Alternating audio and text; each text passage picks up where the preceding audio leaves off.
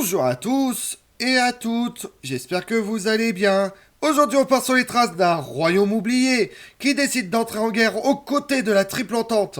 Lorsque la Première Guerre mondiale éclate en 1914, il s'agissait d'un lointain conflit européen pour le royaume de Siam, actuelle Thaïlande. Le royaume ne se sentait pas alors réellement affecté et décide d'adopter une position neutre entre les principaux belligérants.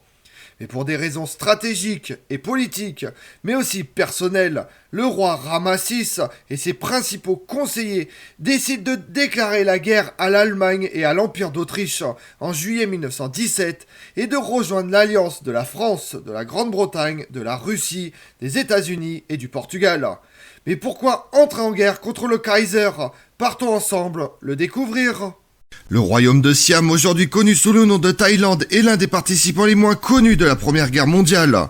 Le Siam a contribué à la lutte contre les puissances centrales dans l'une des campagnes critiques de la guerre. Il a envoyé un corps expéditionnaire en France pour servir sur le front occidental. Au début de la guerre, en 1914, le Siam a déclaré sa neutralité. Le royaume conservera ce statut jusqu'en juillet 1917, date à laquelle il déclare la guerre à l'Allemagne du Kaiser Guillaume II et à l'Autriche-Hongrie de Carlos Ier. À l'aube de la Première Guerre mondiale, le Siam entretient des relations cordiales avec les deux camps. Le Siam était le seul pays asiatique où les entreprises allemandes étaient bien implantées, avec un volume annuel de 22 millions de marks dans le commerce avant la guerre. Le gouvernement siamois avait 48 ressortissants allemands qui travaillaient pour lui. Des Allemands tels que Oskar Frankfurter, qui a créé la Bibliothèque nationale du Siam, et Émilie Florio, responsable de la direction de la Siam Commercial Bank, étaient importants pour le pays.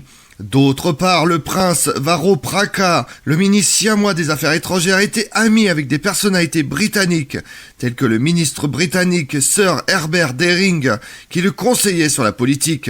Le roi lui-même, Rama VI, a été éduqué en Grande-Bretagne, et d'autres princes fortement impliqués dans l'élaboration de la politique, tels que le prince Shahrun et le prince Bhuvannath, étaient alignés sur l'entente. Le commerce du riz au Siam était dominé par la Grande-Bretagne et le commissaire de police du Siam était un Britannique. Les princes de Siam qui agissaient en tant que ministres et décideurs étaient divisés sur la question, bien qu'ils penchaient en faveur de la Grande-Bretagne. Le prince Chakrabronj, le plus proche dans l'ordre de succession au trône et chef d'état-major général, avait une haine pour tout ce qui était britannique, mais avait un amour pour la Russie et la France en raison de son séjour en Russie. C'était un prince agressif et belliciste, prônant la guerre.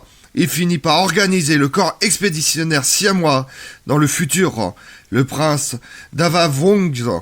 Cependant, qui était en charge des affaires étrangères, était beaucoup plus modéré dans son approche, préférant garder le Siam neutre, mais ne souhaitant pas non plus nuire aux relations avec la Grande-Bretagne et la France. Le prince Shahrun, le diplomate le plus important du Siam, était un anglophile pro-britannique qui avait des doutes à l'égard de la France. Cependant, d'autres princes de haut rang, tels que le prince Pari-Bharata, ministre de la Marine entre 1910 et 1920, Mahidol et Ranzig étaient pro-allemands. Ils avaient été éduqués en Allemagne, entretenant de bonnes amitiés avec les Allemands. Parmi les autres acteurs de la politique étrangère siamoise, citons le ministre britannique Herbert Dering, l'un des étrangers les plus puissants du Siam, l'impopulaire Pierre Lefebvre Pontalis, représentant la France, Ferdinand Jacobus Domela Nieuwenhuis, représentant les Pays-Bas, défendant des opinions pro-allemandes, et Paul von Bury, ministre allemand à Bangkok. Les Austro-Hongrois n'avaient pas beaucoup d'intérêt au Siam. Les ministres allemands et austro-hongrois von Bury et le comte von Dianer von Maglo rentrent chez eux en 1914 et ne purent pas revenir, laissant leurs ambassades allemandes et austro-hongroises aux mains d'Erwin Rémy et d'Emile Keil, respectivement. Bien qu'ils aient réussi à maintenir son indépendance vis-à-vis des puissances coloniales européennes, le Siam avait été contraint de céder le Laos et le Cambodge à la France et Kedah, Kentland, Terengganu, Perlis à la Grande-Bretagne entre 1889 et 1909. Et le gouvernement siamois avait été amené à accorder des droits extraterritoriaux aux citoyens étrangers. En 1909, une longue période de négociations sur les frontières siamoises avait effectivement pris fin. Rama VI espérait réviser les traités inégaux en prenant le parti des puissances alliées. La Première Guerre mondiale n'a pas eu d'impact direct sur le Siam en raison de la grande distance non seulement de l'Europe, mais aussi des territoires coloniaux allemands dans le Pacifique et sur la côte chinoise. Ainsi, en juillet 1914, les Siamois annoncent officiellement leur neutralité dans la guerre. Les arguments avancés pour expliquer pourquoi cela s'est produit inclusent le désir des Siamois d'une économie stable, la crainte d'une éventuelle invasion étrangère à partir des territoires coloniaux voisins tels que l'Inde et la Malaisie et la fierté nationale, car de nombreux citoyens siamois étaient contre l'idée de se battre aux côtés des nations auxquelles ils avaient cédé des terres. Entrer en guerre, cependant, permettrait au roi de renforcer la position du Siam sur la scène internationale et de renforcer la monarchie dans l'État siamois. Cependant, le Siam a également été affecté à certains égards par la guerre. Les princes siamois d'Europe ont été touchés par le début de la guerre. Le prince Mahmoud, étudiant en Allemagne, se voit conseiller de partir dans un pays neutre et d'étudier une matière utile, telle que les langues, le droit international, etc. Mais il refuse et demeure jusqu'en 1915. Le prince Dari Dolok était en voyage en Suisse. Fra Sampaki Pricha, à la légation de Londres, reçut l'ordre d'amener le prince en France. Les jeunes princes inscrits dans l'enseignement secondaire ou supérieur en Allemagne sont restés et les princes siamois dans les armées étrangères telles que Praji Pok, futur Ramaset, ont reçu l'ordre de quitter leur poste pour se conformer à la neutralité siamoise. Le prince Purachatra Yakara est parti en croisière dans les fjords norvégiens en juillet 1914 lorsque la guerre a éclaté. Sur le plan économique, le Siam a été durement touché. La navigation à Bangkok cessa en août 1914 et les navires allemands qui commerçaient entre Singapour et Hong Kong cherchent refuge sur les côtes siamoises. Les prix des importations ont grimpé de 30 à 40% en moyenne et la construction de chemins de fer a ralenti car l'acier et le ciment n'ont pu être obtenus. Cependant, les prix sont revenus à la normale en septembre. Les navires britanniques et norvégiens ont repris le commerce. Les entreprises allemandes au Siam firent faillite. Pendant la période de neutralité siamoise, les Allemands avaient des plans pour lancer des opérations à l'intérieur du Siam. Le parti nationaliste indien Gandhar, soutenu par l'Allemagne, cherchait à établir une route entre l'Amérique du Nord et l'Inde à travers le Siam. Les Allemands souhaitaient établir un camp dans la jungle près de la frontière birmane. Le Conseil allemand de la colonie internationale de Shanghai enverrait des armes au camp pour former la révolution de Gandhar, qui serait alors envoyé en Birmanie pour retourner la police militaire locale, principalement des Indiens, contre les autorités coloniales britanniques.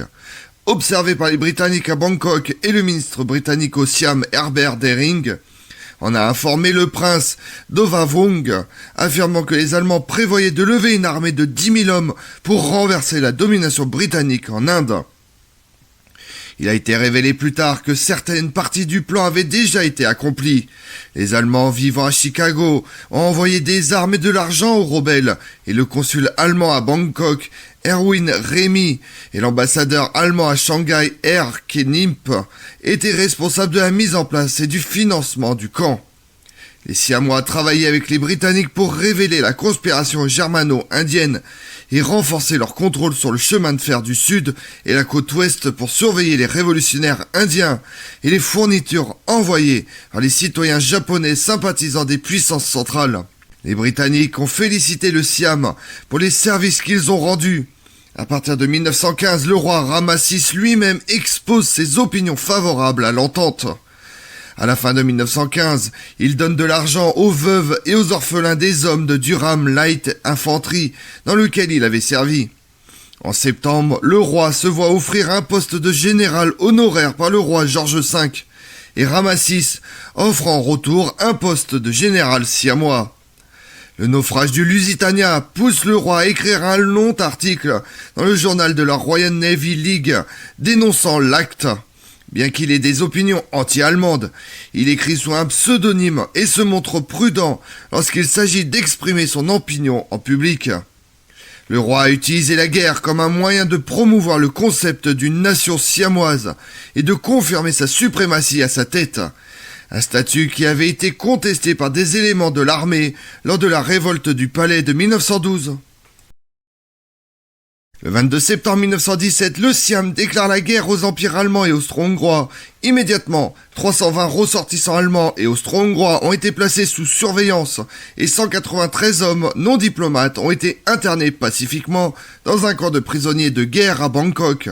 124 femmes et enfants allemands, y compris les épouses thaïlandaises et les enfants d'hommes allemands, ont été internés. Cependant, la présence de 2 camps d'internement à Bangkok suscite des craintes au sein du gouvernement, tandis que la Grande-Bretagne commence à faire pression sur le Siam pour qu'il transporte ses prisonniers de guerre en Inde. Finalement, les Allemands et les Austro-Hongrois internés sont déportés en Inde britannique en février 1918, demeurant jusqu'en 1920. Outre la capture immédiate de ressortissants ennemis, 9 navires allemands sont saisis par les autorités siamoises. Ces navires resteront sous contrôle siamois pendant plusieurs mois avant que les 7 plus grands ne soient remis aux Alliés. Le Siam conservant les 2 plus petits. Des entreprises, des biens allemands ont été également saisis. Le Siam a été le seul pays d'Asie du Sud-Est à maintenir une indépendance totale vis-à-vis des différents empires coloniaux. C'était le seul État de la région à entrer dans le conflit de son plein gré en tant qu'égal des puissances européennes. En tant que symbole de la nouvelle stratégie d'association avec les puissances mondiales, de renouveau et de restructuration au sein de la nation, le roi a autorisé une refonte du drapeau national. Le nouveau drapeau avait une couleur supplémentaire, le bleu, et était disposé en rayures. On disait qu'il représentait les 3 éléments de la nation, la croyance, la couronne et la communauté. Les nouvelles couleurs, le bleu, le blanc et le rouge, reprenaient certainement délibérément les couleurs du drapeau de la Grande-Bretagne, de la France, des États-Unis et de la Russie. Initialement, 2 variantes étaient courantes. L'actuelle minimaliste à 5 bandes horizontales et une variante conservant la continuité et le prestige de l'ancien drapeau, avec le symbole traditionnel de l'éléphant blanc sur un disque rouge superposé aux nouvelles bandes. Une variante qui reste aujourd'hui le drapeau de la marine royale thaïlandaise. Lorsque le corps expéditionnaire siamois a participé au défilé de la victoire à Paris en 1919, c'était sous le drapeau hybride. En septembre 1917, un corps expéditionnaire volontaire est rassemblé, composé de détachements médicaux, de transports motorisés et d'aviation. Au début de 1918, 1284 hommes ont été sélectionnés parmi des milliers de volontaires. Le 30 juillet 1918, les Siamois débarquent à Marseille. Quelques 370 pilotes et membres du personnel au sol ont été envoyés sur les aérodromes d'Istres, de Croix-Troyes, de la Chapelle-la-Reine, de Biscarrosse et de Piox pour être réentraînés. Les pilotes étant jugés incapables de résister aux combats aériens à haute altitude.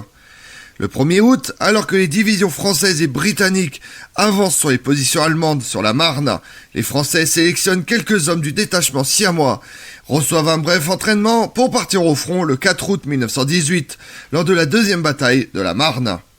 C'était le premier contingent siamois à voir les tranchées de la ligne de front. Les forces terrestres se sont ensuite rendues activement sur le front à la mi-septembre. Toujours en août 1918, les détachements de transport sanitaire et motorisés sont envoyés au front et participent aux offensives de Champagne et de Meuse-Argonne de 1918. Les aviateurs siamois n'avaient pas terminé leur entraînement lorsque l'armistice du 11 novembre 1918 fut signé. Les forces terrestres, quant à elles, s'étaient distinguées sous le feu et avaient reçu la croix de guerre et l'ordre de Rama. Les forces terrestres ont participé à l'occupation de Neustadt dans la région de la Rhénanie en Allemagne et ont également pris part à la parade de la victoire de Paris en 1919. À la fin de la guerre, le Siam participe à la conférence de paix de Versailles et devient membre fondateur de la Société des Nations. En 1925, les États-Unis, le Royaume-Uni et la France avaient abandonné leurs droits extraterritoriaux au Siam. Ce dernier a été récompensé par la confiscation des navires marchands allemands. Les pertes siamoises pendant la guerre s'élèvent à 19 morts. 2 soldats sont morts avant leur départ pour la France et les autres ont péri d'accidents ou de maladies. Le mémorial des volontaires de la guerre mondiale en l'honneur des soldats siamois morts dans le conflit a été inauguré le 22 juillet 1921 dans le centre de Bangkok. Le dernier membre survivant des forces expéditionnaires siamoises, Od Sangru Gru-Hand, est décédé le 9 octobre 2003 à l'âge de 106 ans. Comme on l'a vu, dès son entrée en guerre, le royaume de Siam emprisonne les 300 citoyens allemands et austro-hongrois présents sur son territoire, confisquant leurs entreprises et saisissant une flotte de navires marchands allemands. Le roi Ramasis était convaincu que la participation du Siam serait l'occasion de contrer les visées impérialistes, tant des Britanniques que des Français. À la fin de l'été 1918, le Siam prit l'audacieuse décision d'envoyer un contingent de 1300 hommes en France. Les troupes siamoises opéraient sous leur propre drapeau et leur propre commandement. Le royaume de Siam est alors le seul belligérant indépendant d'Asie du Sud-Est sur les champs de bataille d'Europe et sera également le seul représentant à la signature du traité de Versailles en 1919. Je vous remercie d'avoir suivi cette vidéo en ma compagnie.